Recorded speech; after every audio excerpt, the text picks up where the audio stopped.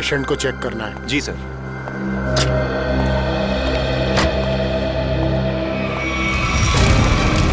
ये क्या? आग! रघु, मंगेश, जल्दी आओ, यहाँ पे आग लगी है, पेशेंट जला है, जल्दी आओ, फायर एक्सटिंग्विशर लेके आओ, जल्दी करो, जल्दी लेके आओ, जल्दी जल्दी जल्दी करो, जल्दी।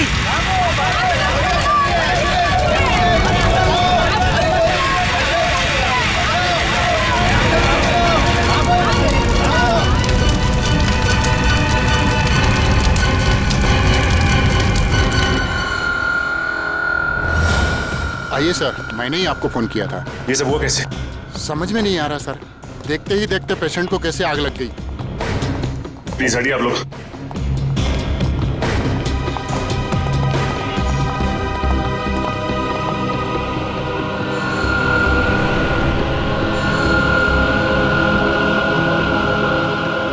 साहब, जिस वक्त ये आग लगी उस वक्त कोई और भी था कमरे में?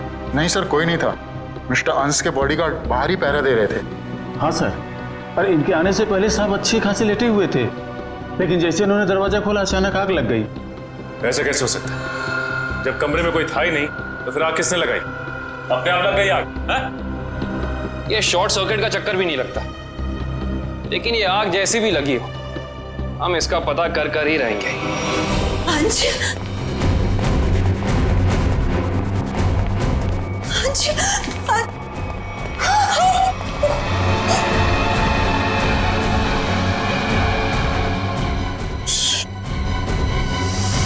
सर, मिस्टर अंश की वाइफ और बेटा। अंश को आग कैसे हो गया ये सब? पापा उठिए, पापा क्या हो गया आपको? पापा संभालिए अपने आप को। देखिए, थोड़े वक्त के लिए आप लोग बाहर कॉरिडोर में इंतजार कीजिए। पंकज प्लीज चलिए। पापा आइए। डॉक्टर साहब, अंश जी यहाँ कौन सी बीमारी का इलाज कराने के लिए एडमिट हुए थे? कल रात इन्हें फूड पॉइजनिंग की वजह से लाया गया था। इनके घर पार्टी थी, शायद कुछ उल्टा सीधा खा लिया होगा। अच्छा ये बताओ कि डॉक्टर साहब के इस कमरे में आने से पहले कोई और भी आया था इस कमरे में? हाँ सर, 2 लोग आए हुए थे। एक कमरे की साफ सफाई करने वाला और दूसरा बिस्तर की चादर बदलने वाली। ये अंश कुमार, इस अंश कुमार की कुंडली निकालनी होगी। जहां तक मुझे याद आता है कि बहुत सारे काले कारनामों में शामिल था।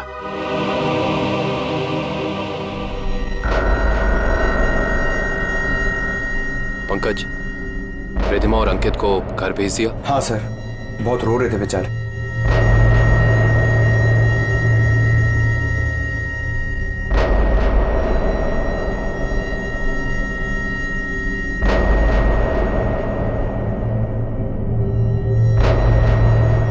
वैसे सालुंके साहब, आपको क्या लगता है आग किस वजह से लगी? मेरी बात छोड़ो सचिन, तुम बताओ, तुम लोगों को क्या लगता है भाई? सालुंके साहब, अगर हमें पता होता तो हम आपको क्यों बुलाते?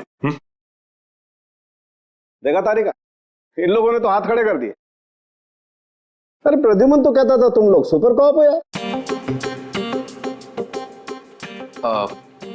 सर, हम तो सिर्फ तहकीकात कर सकते हैं, अंदाजा लगा सकते हैं, लेकिन इस साइंस के मास्टर तो आप ही हैं ना। तो ठीक है, अंदाजा क्या लगाते हो वो अंदाजा ही बता दो यार।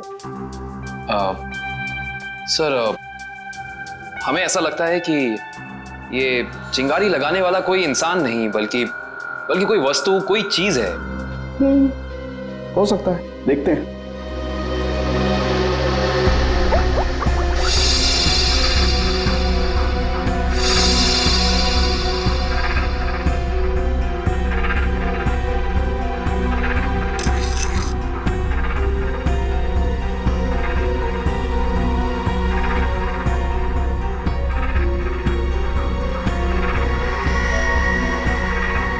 ये बात है।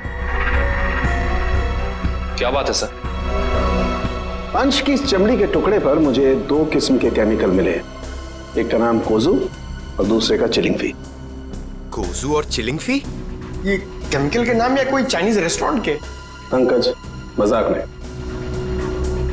और ये दोनों केमिकल जब आपस में मिल जाते हैं तो एक तीसरा केमिकल बनता है। जो बहुत ही आसानी से आग पकड़ लेता है अगर उसे एक निश्चित मात्रा से ज्यादा ऑक्सीजन मिल जाए तो।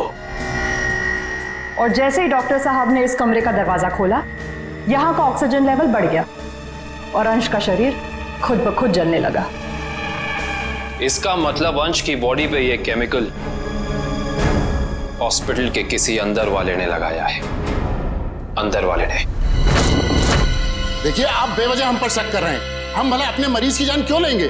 डॉक्टर साहब, हम भी यही जानना चाहते हैं कि आपने किसके कहने पे वो केमिकल अंश की बॉडी पे लगाया। देखिए, मैंने मिस्टर अंश को छुआ तक नहीं। मैं तो एक एक दवाइयां उनके बॉडीगार्ड के सामने देता था। अगर आपने नहीं छुआ तो किसने किया है? किसने स्पंज बाथ दिया उसे? देखिए, मिस्टर अंश यहाँ पर फूड पॉइजनिंग के इलाज के लिए आए थे, तो स्पंज बाथ देने का तो सवाल ही नहीं उठता। मैं कह रहा हूँ ना कि हम में से किसी ने भी उनकी बॉडी के ऊपर कोई केमिकल नहीं लगाया। अच्छा, तो आप ये कहना चाहते हैं कि डॉक्टर सालुंके गलत कह रहे हैं? जी नहीं, मैं ये बिल्कुल नहीं कह रहा हूँ। मैं सिर्फ इतना कह रहा हूँ कि मैंने या मेरे किसी भी स्टाफ ने उनकी बॉडी के ऊपर कोई केमिकल नहीं लगाया है। 2 लोग आए हुए थे, एक कमरे की साफ सफाई करने वाला और दूसरा बिस्तर की चादर बदलने वाली। माय गॉड, कहीं वो केमिकल उस चादर पे तो नहीं लगा हुआ था जो अंश के कमरे में बिछी हुई थी? डॉक्टर साहब, ये सारी बेडशीट कहाँ रखी जाती? देखिए सर, यहाँ पर सारे रूम नंबर्स लिखे हुए हैं और उस कमरे के रूम के अनुसार वहाँ की बेडशीट और बाकी का सामान रखा हुआ है। सर, ये अंश के रूम का लॉकर है।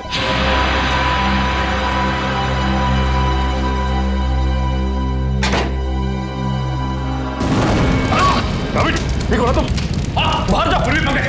फायर एक्सटिंग्विशर, जल्दी। फास्ट।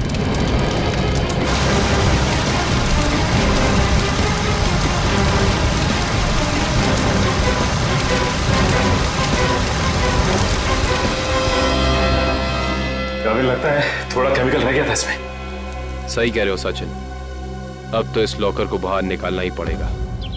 आप लोग भी थोड़ा पीछे रहिए।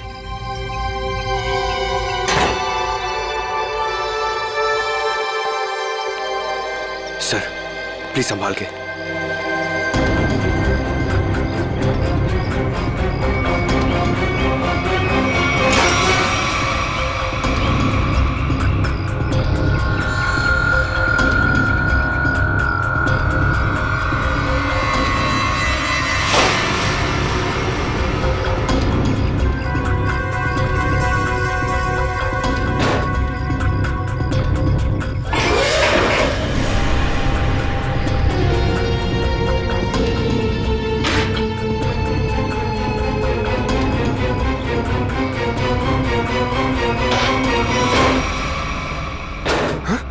सर, ये क्या?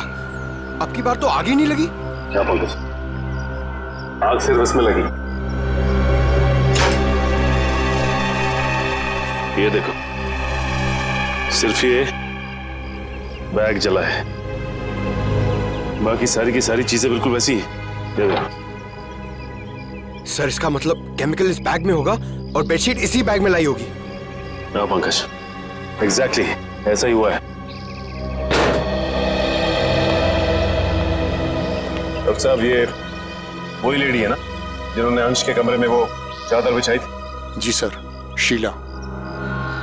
मैंने कुछ नहीं किया सर। मैं इन केमिकल्स के बारे में जानती तक नहीं हूँ। ज्यादा भोली मत बनो। अंश के कमरे की चादर तुमने ही बदली थी ना? बदली थी, मगर क्या?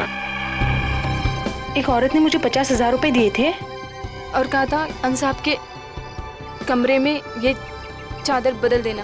उसने आपको पैसे दिए और आपने पैसे ले लिए? हाँ? एक बार भी नहीं सोचा कि इसके पीछे उसका मकसद क्या है? मुझे क्या पता था साहब, कोई ऐसे तरीके निकालेगा किसी का खून करने के लिए। उसका चेहरा पहचानती हो? स्केच बनवा सकती हो उसका? नहीं, उसने अपना चेहरा दुपट्टे से ढक रखा था। चेहरा ढका था, लेकिन कुछ तो याद होगा, कुछ तो देखा होगा। हाँ, उसके दाहिने हाथ पर एक काला सा निशान था, यहाँ पर।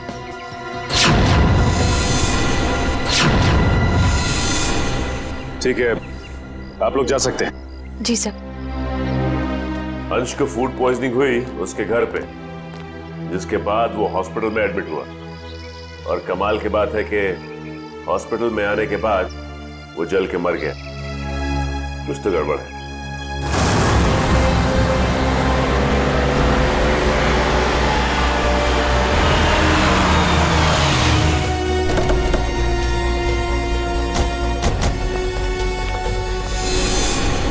सर, इस घर पे तो जगह जगह सीसीटीवी कैमरास लगे हैं। और इतने सारे बॉडीगार्ड्स। लगता है अंश जानते थे कि उनकी जान को खतरा है। राइट श्रेया, कोई ना कोई बात तो जरूर थी, वरना इतनी ज्यादा सिक्योरिटी कोई मामूली इंसान नहीं रखता। किससे मिलना है आपको? सीआईडी? अब अंदर जा सकते? Thank you. सर, ये घर तो बड़ा आलीशान है।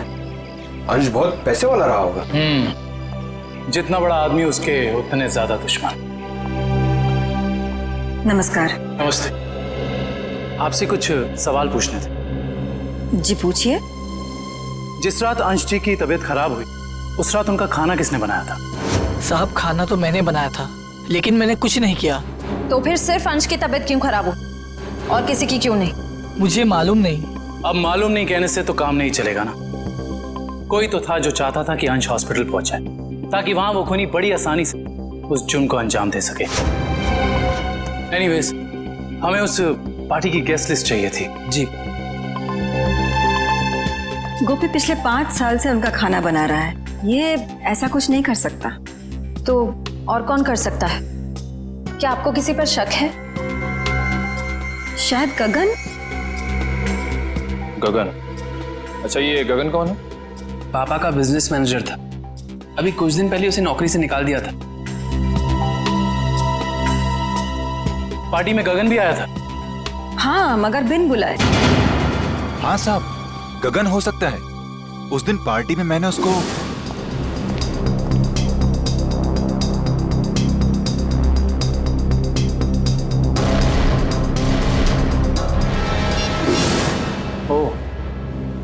तो अंश गगन पे चिल्ला रहे थे? हाँ साहब, पर म्यूजिक की आवाज बहुत तेज थी। मैं समझ नहीं पाया कि साहब गगन को क्यों डांट रहे थे। मगर अंश ने गगन को नौकरी से क्यों निकाला था? पता नहीं, मगर जरूर कोई बड़ी बात रही होगी जो उन्होंने अपने 10 साल पुराने एम्प्लॉय को एक ही झटके में काम से बाहर निकाल दिया। गगन को नौकरी से क्यों निकाल दिया था, इसका जवाब ढूंढना होगा। क्या अंशी की मौत हो गई है? जी हाँ, और हमें शक है कि उनकी मौत में आपके पति गगन का हाथ है। ये क्या कह रहे हैं आप? गगन अपनी जान दे सकते हैं, पर वो किसी की जान लेने की कभी सोच भी नहीं सकते। सोचा नहीं, बल्कि कर दिया। बहुत ही लंबी चौड़ी प्लानिंग के साथ गगन ने अंश को हॉस्पिटल में ही जला दिया। आपको कुछ गलतफहमी हुई है, गगन ऐसे नहीं है। वो ऐसा नहीं है तो कैसा है, वो तो उनसे मिलने के बाद ही पता चलेगा। वो कब तक वापस लौटेंगे? मुझे नहीं पता। मैंने पुलिस स्टेशन में उनके गुमशुदा होने की रिपोर्ट भी लिखवाई है।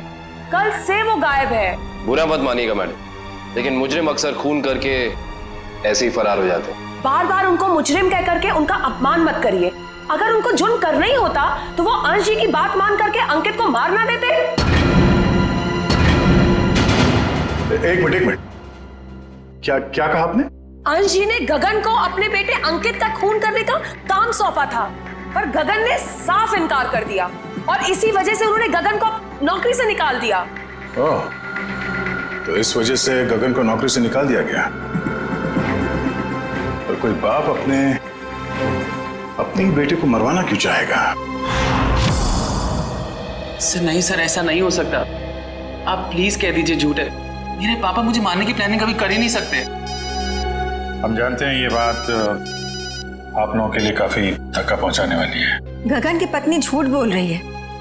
अपने पति को बचाने के लिए कुछ भी मनगढ़ंत कहानी बना रही है वो। अंश जैसा पिता अपने इकलौते बेटे को मारने की कैसे सोच सकता है?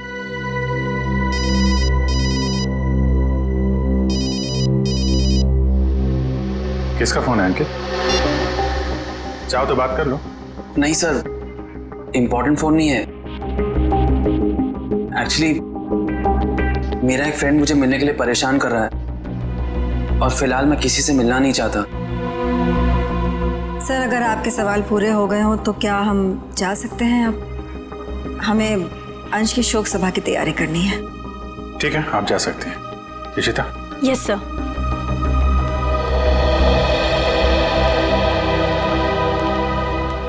सर, जब जब अंकित का फोन बज रहा था तब उसका रवैया कुछ अजीब सा नहीं हो गया? लग तो रहा था कुछ छुपा रहा है। नजर रखो इस पे।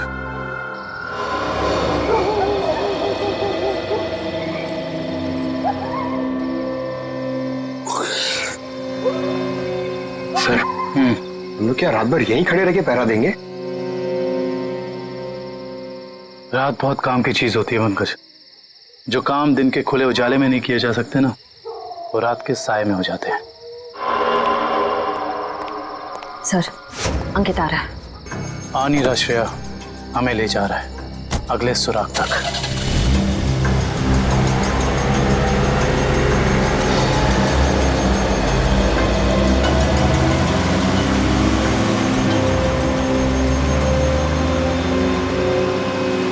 Let's go.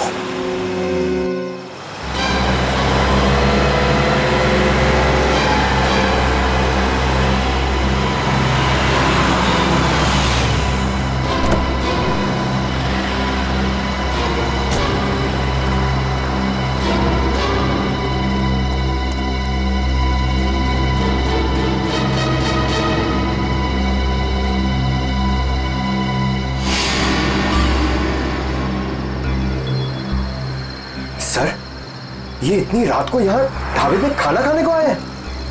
नहीं पंकज, खाना खाने नहीं आया ये यहाँ ऐसे इंसान का इंतजार कर रहा है जिसे दिन के उजाले में नहीं मिल सकता।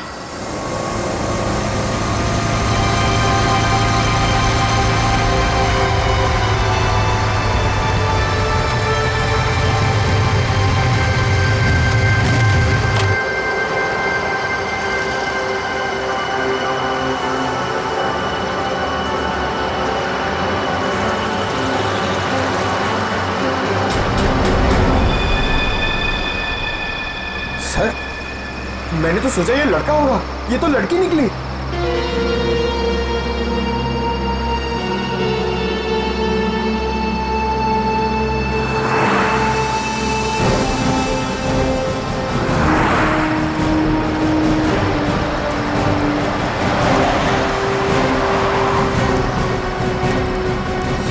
अरे आप लोग और यहाँ?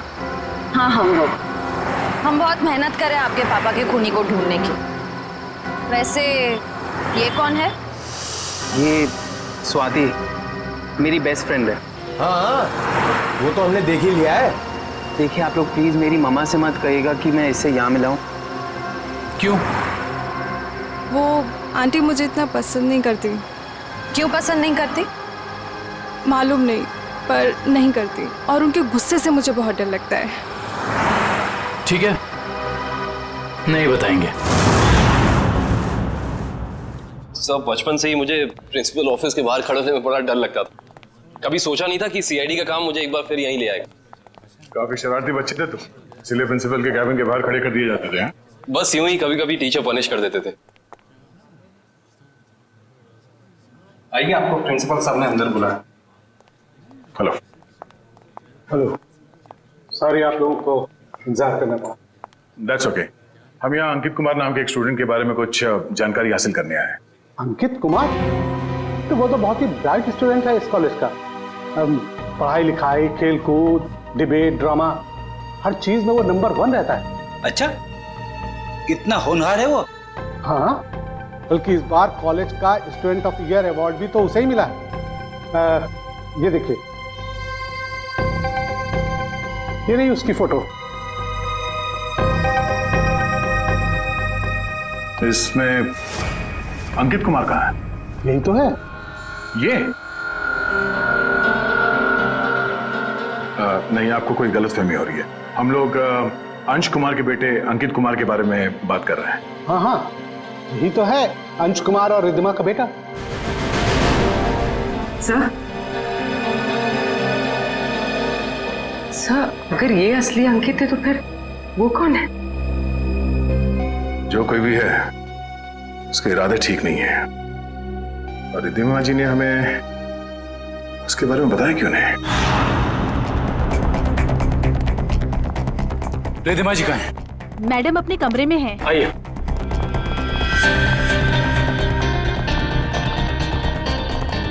मैडम, सीआईडी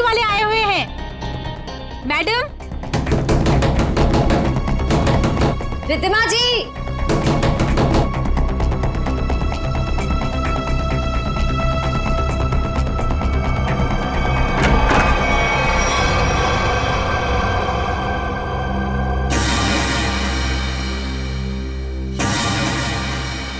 सर कमरे में तो कोई नहीं है।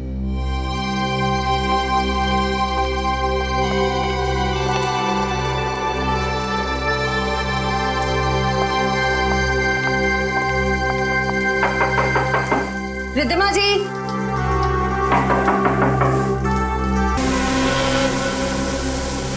सर यहाँ भी कोई नहीं है। सर ये देखिए सर, यहाँ पे खून भी लगा हुआ है।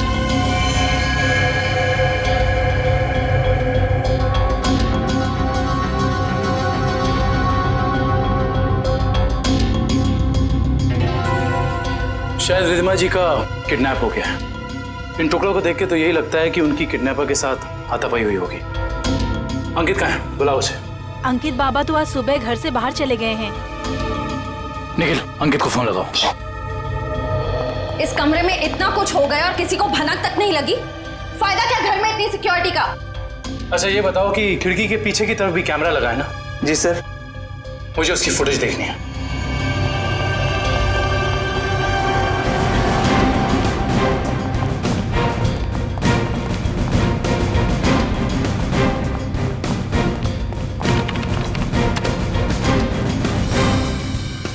सॉरी सर, लगता है कैमरा 2 घंटे से बंद है। मतलब जरूर तुम में से ही किसी का काम है ये, जिसने गुनाह करने से पहले कैमरा बंद कर दिया। सर हम ऐसा क्यों करेंगे? कोई बाहर वाला यहाँ आके कैमरा बंद नहीं कर सकता। ये किसी अंदर वाले का काम है, समझे तुम? यस सर, अंकित का फोन बंद आ रहा है। कहीं सबके पीछे अंकित का हाथ तो नहीं है?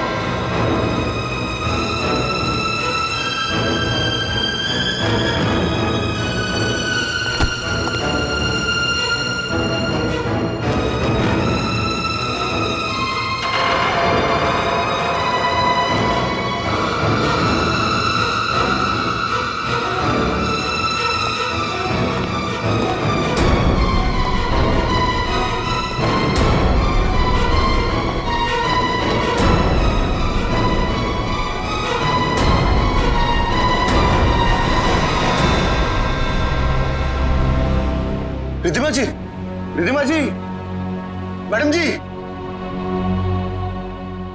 रिद्धिमा जी, उठिए मैडम जी, रिद्धिमा जी। गगन तुम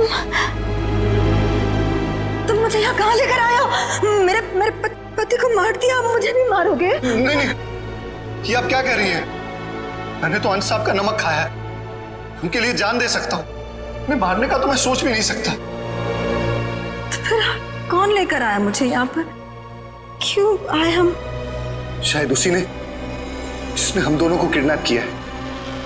तुम भी? जी हाँ, मैं भी आप ही की तरह इस 4 दीवारी में कैद हूं। हे भगवान, उसका अगला निशाना कहीं मेरा राज तो नहीं? तो तुम हो राज, अंश और रिद्धिमा जी के असली बेटे। जी सर, मुझे तब तक यकीन नहीं कि पापा इस दुनिया में नहीं रहे। तभी ने तो मुझे इस बारे में कुछ बताया तक नहीं। लेकिन रिद्धिमा जी ने ये बात छुपाई क्यों तुमसे? उसी वजह से जिस कारण से उन्होंने मुझे दुनिया से छुपा कर रखा और अंकित को अपना बेटा बना लिया। लेकिन ऐसी भी क्या वजह थी जिसने एक माँ बाप को अपने बेटे से दूर कर दिया। सर आप तो सीआईडी वाले, आपसे तो कुछ बात छिप नहीं सकती। अपने खानदानी बिजनेस को आगे बढ़ाने के लिए मेरे पापा ने कुछ गैर कानूनी काम किए हैं। जी हाँ, जैसे रिश्वत देना, करप्शन को बढ़ावा देना, गैर कानूनी बिल्डिंग्स बनवाना और कभी कभी गैंगस्टर्स की मदद करना। सर मुझे कहते हुए बहुत शर्मिंदगी है कि मेरे पापा इस देश के अच्छे नागरिक नहीं बन सके और वो बहुत ही अच्छे पिता थे। इन गैंगस्टर से बचाने के लिए उन्होंने मुझे दुनिया से छुपा कर रखा। तो तुम्हारी सुरक्षा के लिए उन्होंने तुम्हें खुद से दूर कर दिया और गोद ले लिया अंकित को, ताकि कभी कोई तुम्हारे परिवार को नुकसान पहुंचाता तो निशाने पे अंकित होता, तुम नहीं। एग्जैक्टली। और जब ये बात अंकित को पता चली, उसका रवैया कुछ उखड़ सा गया। उसने मम्मी पापा की इज्जत करना बंद कर दिया। पिछले कुछ दिनों से तो वो पापा को ब्लैकमेल कर रहा था कि अगर उसे प्रॉपर्टी का आधा हिस्सा नहीं मिला तो वो ये राज पूरी दुनिया को बता देगा। सर हो सकता है शायद इसी वजह से अंश ने अंकित को मारने के लिए गगन से कहा। हाँ सर, हो सकता है कि गगन की वाइफ सच कह रही हो सकता है। और ये भी हो सकता है कि रिधिमा जी की किडनैपिंग में उनके गोद लिए हुए बेटे अंकित का ही हाथ हो। सर प्लीज मेरी मम्मी को बचा लीजिए। मैं पहले ही अपने पापा को खो चुका हूं, मम्मी को नहीं खोना चाहता। घबराओ मत, कुछ नहीं होने देंगे मेरी रिधिमा जी को। अंकित के पोस्टर पूरे शहर में लग चुके हैं, कोई ना कोई उसे जरूर देख लेगा। हेलो, कहाँ? चिंचोली क्रॉसिंग? आप कौन बोल रहे हैं? हेलो हेलो सर, गुमनाम कॉल आया, कह रहा था कि चिंचोली क्रॉसिंग पे मिलो, कुछ जरूरी बात करनी है। जरूरी बात करनी है? फिर तो मिलना पड़ेगा।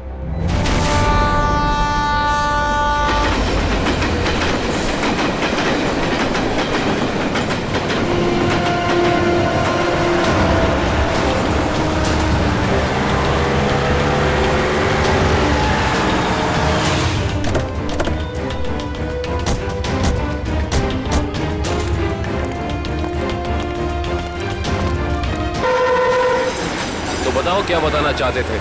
सर मैंने आपको फोन इसलिए किया था क्योंकि जिस आदमी का आपने पोस्टर लगाया है उसे मैंने कहीं देखा है सर। तुमने पक्का ध्यान से देखा ना? वो अंकित ही है। हाँ सर, वो अंकित ही था। कहाँ देखा है उसे? सर अगर मैं आप लोगों को बताऊंगा तो कहीं मैं मुसीबत में न पड़ जाऊं सर। देखो तुम्हें कुछ नहीं होगा, तुम बताओ तुमने कहाँ देखा था अंकित को? सर मैंने उसे हसनपुरा की चौल में देखा था सर। हसनपुरा चौल?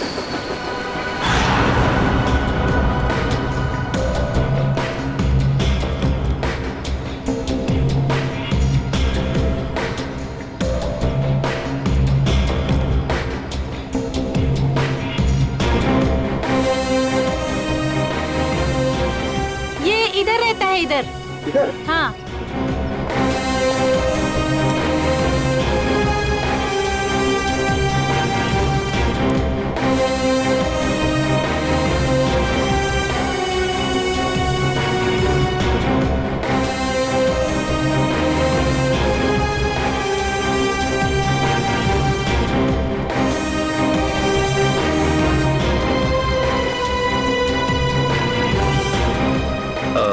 आपने इसे कहीं देखा है? हाँ, उस तरफ रहता है। Thank you. सर पता चल गया, अंकित उस घर में आता जाता था। Sir sir sir sir sir बहुत मुश्किल हुई सर, लेकिन मैंने पता कर लिया है, अंकित इसी घर में आता जाता था, ये घर में। पंकज, हम सबको पता है। अब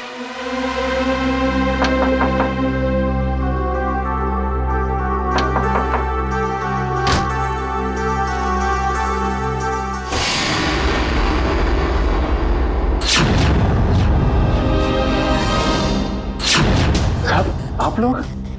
हाँ, हम लोग। सर यहाँ? हमें एक बॉडीगार्ड की जरूरत थी, तो सोचा क्यों ना तुमसे मिल लिया जाए। क्या मजाक करते हैं साहब? सीआईडी को कब से बॉडीगार्ड की जरूरत पड़ने लगी? जब से तुम जैसे बॉडीगार्ड गुनाह करने लग गए, जिस परिवार ने तुम्हें अपनी सुरक्षा के लिए रखा था, तुम उसे ही नुकसान पहुंचा रहे हो। ये क्या कह रहे हैं साहब आप? अंकित क्यों आता था यहाँ? अंकित बाबा यहाँ नहीं आए। हमसे झूठ बोलने का कोई फायदा नहीं है। सीआईडी से ना कोई बच सका है और ना बच पाएगा, इसलिए कह रहे हैं सब सच सच बता दो। हम जान चुके हैं कि अंकित अंशी का बेटा नहीं है। बताओ क्या सच है? बोलो क्या सच है? बताता हूँ। दरअसल में अंकित का असली बाप मैं हूँ। तुम? हाँ, अंश साहब मेरे बेटे को गोद लेना चाहते थे और मैं भी अपने बेटे के सुनहरे भविष्य के लिए उन्हें मना नहीं कर सका।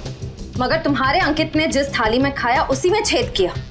पहले अंश को मार डाला, फिर रिद्धिमा को किडनैप कर लिया। नहीं साहब, मेरा बेटा ऐसा नहीं कर सकता। मैं उसे अच्छी तरह जानता हूँ। अगर ऐसा है तो हम अंकित को कुछ नहीं होने देंगे, लेकिन अब हमें साफ साफ बताओ ये अंकित हमें मिलेगा कहाँ? अंकित अपने दोस्त स्वाति के साथ है, ग्रीन सी लॉज में। ग्रीन सी लॉज?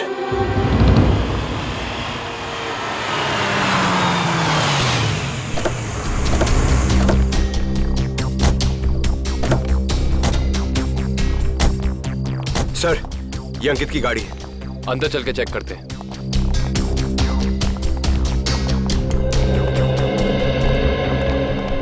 सीआईडी, उस सफेद गाड़ी में जो आए हैं वो कौन से कमरे में ठहरे हुए? Room number 113। Thank you. आओ।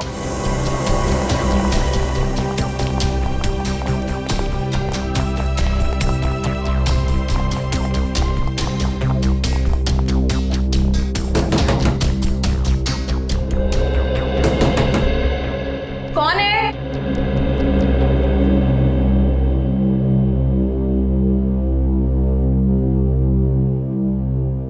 मैडम, हम रूम सर्विस से हैं। जरा खोलिए ना, चॉकलेट केक लाए हैं आपके लिए। मगर हमने तो केक नहीं मंगवाया। मैडम वो क्या है ना, हमारे होटल का 5वीं सालगिरह है, इसीलिए हम सबको चॉकलेट केक खिला रहे हैं। आप भी खाइए ना प्लीज। सीआईडी?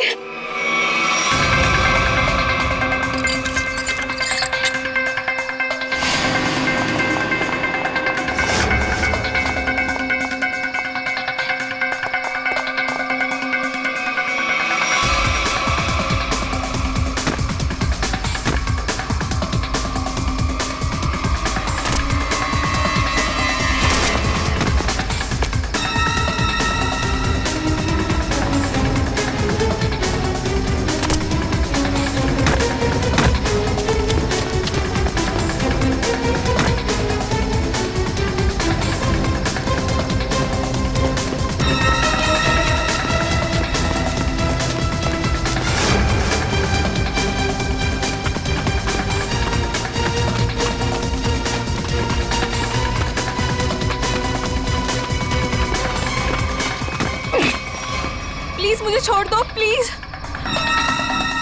तुम वही हॉस्पिटल वाली लड़की हो? प्लीज मुझे जाने दो, मैंने कुछ नहीं किया। सीआईडी की आदत नहीं है मुजरिमों को जाने देने की। हाँ, मैंने ही पैसे दिए थे उस लड़की को ताकि वो केमिकल वाली बेडशीट अंश के बेड पे बिछा सके। किसके कहने पे किया था तुमने ये? अंकित के। कहाँ मिलेगा ये अंकित? पता नहीं। अच्छा, तो ये तो पता होगा ना कि रिद्धिमा को कहाँ छिपा के रखा है? नहीं पता। ये पता नहीं, वो पता नहीं, तुम्हें पता क्या है स्वाति? गगन कहाँ है ये पता है मुझे। I see। तो और क्या क्या पता है?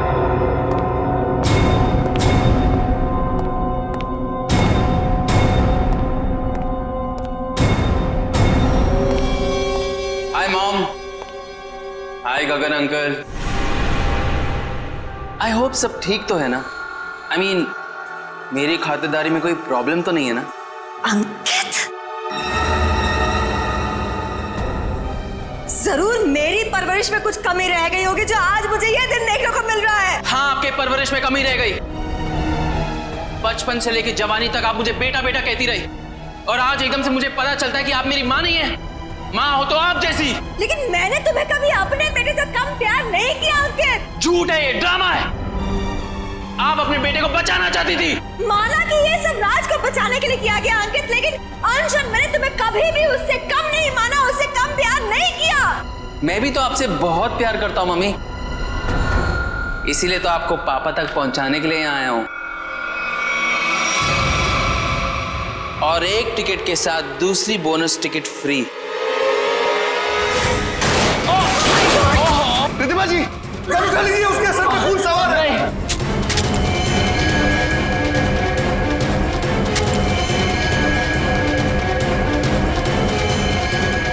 गगन, ये पकड़ो, पकड़ो। अरे शूट करो ना, गोली चलाओ ना, तो वो मार डालेगा। नहीं प्लीज, अरे मारो उसे। प्लीज नहीं, मार डालेगा हमको, मारो।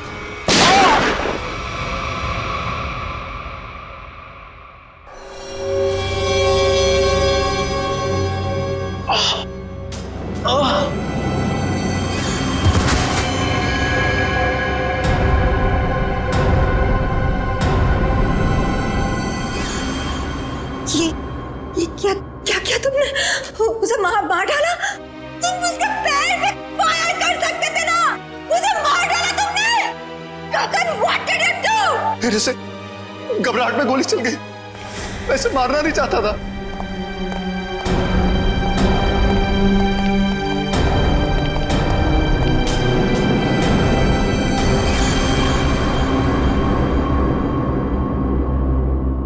ये तो मर गया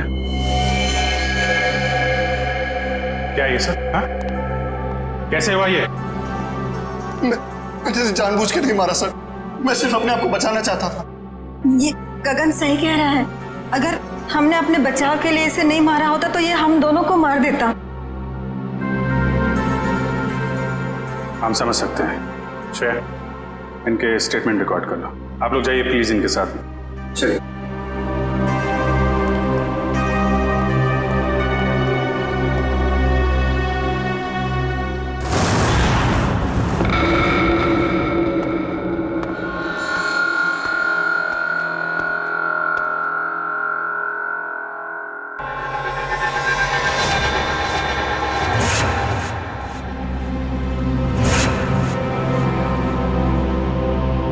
मम्मी, मम्मी, मम्मी,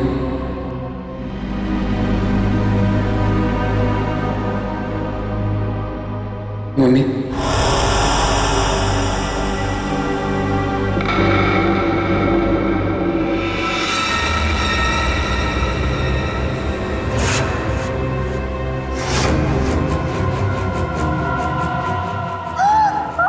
आपने मेरे साथ ऐसा क्यों किया? हमने मेरे साथ ऐसा क्यों किया मम्मी? क्यों मुझे धोखा दिया? क्यों मुझे धोखा क्यों मुझे मार दिया? क्यों मुझे मार दिया? बोलिए मम्मी, जवाब दीजिए। बोलिए मम्मी, जवाब दीजिए। क्यों किया आपने ऐसा मेरे साथ? क्यों किया आपने ऐसा मेरे साथ? क्यों हमने बेटे को मार दी? क्यों हमने बेटे को मार दी? जवाब दीजिए मम्मी, जवाब दीजिए मम्मी। बोलिए आपने ऐसा क्यों किया? बोलिए आपने ऐसा क्यों किया? क्यों मुझे मारा? क्यों मुझे मारा? क्यों मुझे मारा? क्यों क्यों?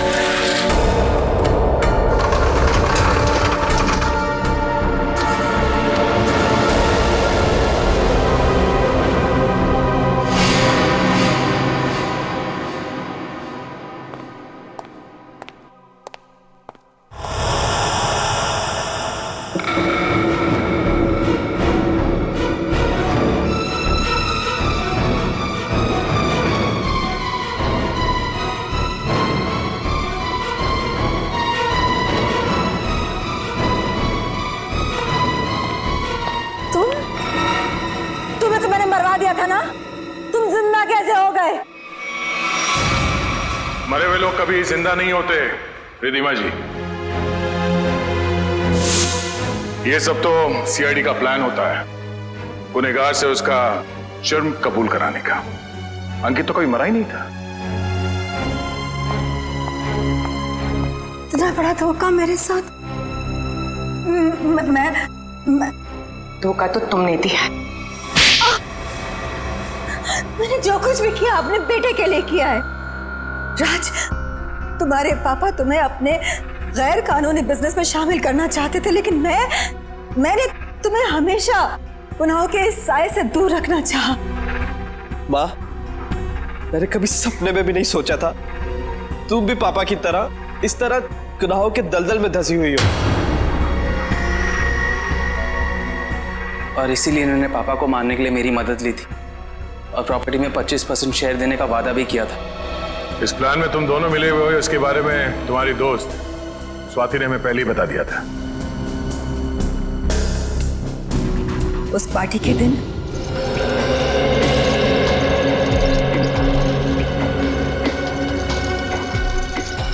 ओह माय गॉड, कितना ऑयली खाना लेकर जा रहे हो साहब के लिए। डॉक्टर ने परहेज के लिए कहा है ना। जाओ सैंडविच और जूस लेकर आओ। जाओ। मगर साहब ने? साहब तुम्हारे बॉस हैं, बट साहब की बॉस मैं हूँ। जाओ। जी मैम।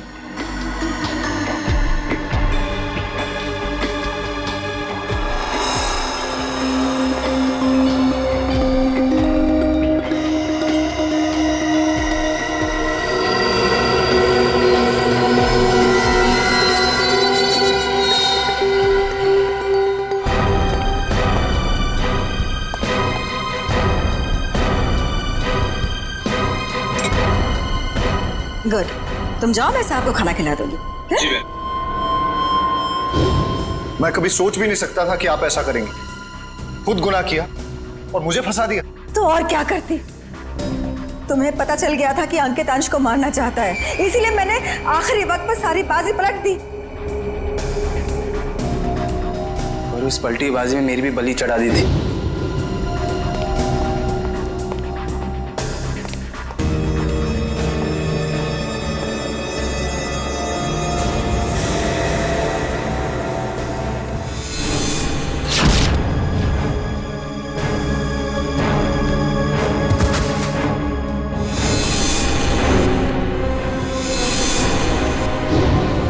मुझे पता चला कि गगन को तो पूरी सच्चाई पता ही नहीं है। उसे तो यही नहीं पता कि अंश की मौत में मेरा हाथ है, इसलिए मैंने सारा इल्जाम अंकित पर डाल दिया। राज, मैंने ये सब तुम्हारे लिए किया बेटा। गुनाहों पे ममता की चादर ओढ़ देने से तुम्हारे पाप धुल नहीं जाएंगे मैडम। आप दोनों का फैसला अदालत करेगी, या तो फांसी होगी या फिर जिंदगी भर जेल।